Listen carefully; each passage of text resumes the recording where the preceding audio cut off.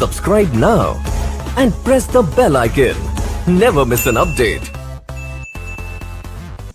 नमस्कार दोस्तों, आज हम लोग बात करने वाले हैं सचिन तेंदुलकर के बारे में।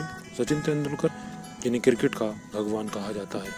सचिन तेंदुलकर का जन्म 24 अप्रैल 1973 को दादर, मुंबई के निर्मला नर्सिंग होम में हुआ था। सचिन तेंदुलकर के पिता रमेश तेंदुलकर महाराष्ट्र के सबसे प्रसिद्ध उपन्यासकार थे और उनकी मां रजनी एक बीमा एजेंट थी।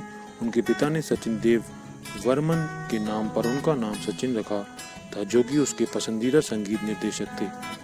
सचिन अपने 4 भाई व बहन में सबसे छोटे हैं।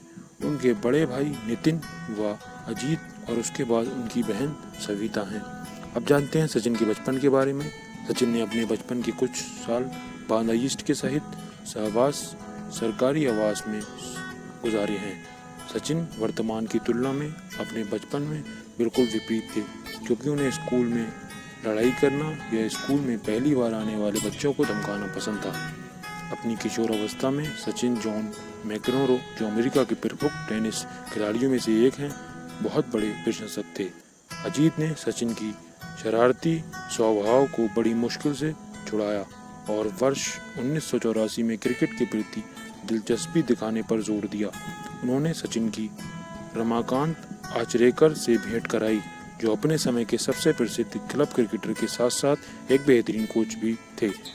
रमाकांत आचरेकर दादर के शिवाजी पार्क में क्रिकेट का अभ्यास करवाते थे। आचरेकर ने सचिन की प्रतिभा को देखा, जो उन्हें काफ़ी पसंद आई। उसके बाद उन्होंने सचिन से शारदा शारा विद्या मंदिर माध्यमिक स्कूल को छोड़कर अपने स्कूल में प्रवेश लेने के लिए कहा, जो दादर में ही स्थित है। यह स्कूल स्थानीय क्रिकेट मंडली में शीर्ष पर था और उस समय यहाँ से कई प्रसिद्ध क्रिकेट उभर कर सामने आए थे।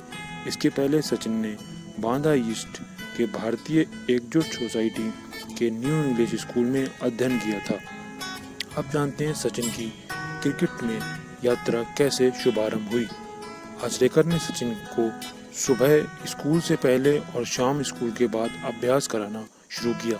तेंदुलकर 4 घंटे तक अभ्यास करते थे और जब वो थक जाते थे तो आचरेकर सचिन को प्रलोभित करने के लिए स्टंप के शीर्ष पर 1 रुपये का सिक्का रख देते थे। रुपए देखने के बाद आचरेकर कहते हैं कि अगर वह उनको आउट कर पाए तो वो सिक्का उनका हो जाएगा, और इस तरह सचिन ने उनसे 13 सिक्के जीते, जिसे आज भी सचिन अपनी सबसे अमूल्य संपत्ति मानते हैं।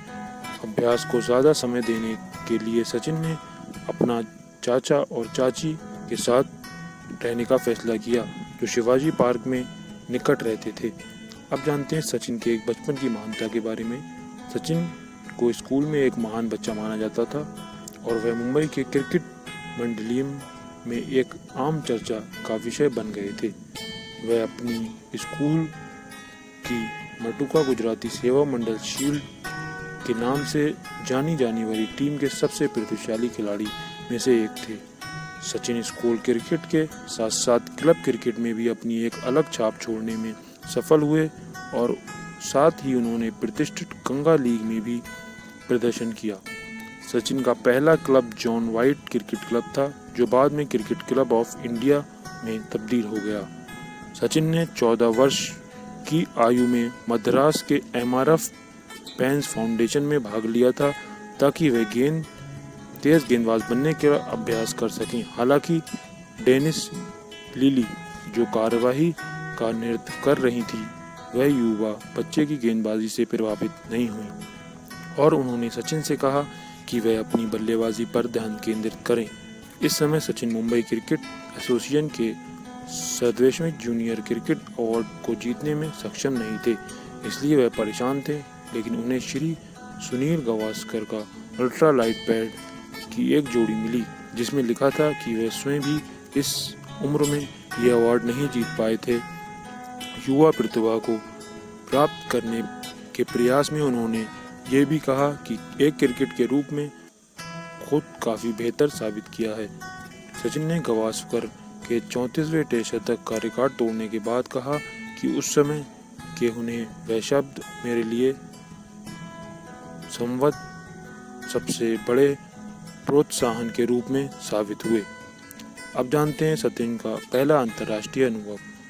सचिन को अंतर्राष्ट्रीय क्रिकेट का पहला अनुभव तब प्राप्त हुआ जब वे एक प्रदर्शनी खेल में इमरान खान की टीम के एक विकल्प के रूप में दिखाई दिए, क्योंकि ये CCI की स्वर्ण जयंती समारोह के रूप में मुंबई के ब्राबॉर्न स्टेडियम में आयोजित की गई थी और सचिन इस जगह अभ्यास भी करते थे।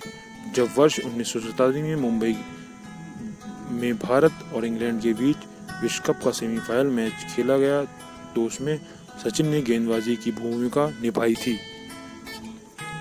वर्ष 1988 में सचिन के लिए एक असाधारण सत्र रहा, क्योंकि इसमें उन्होंने होने वाले प्रत्येक मैच में शतक लगाया।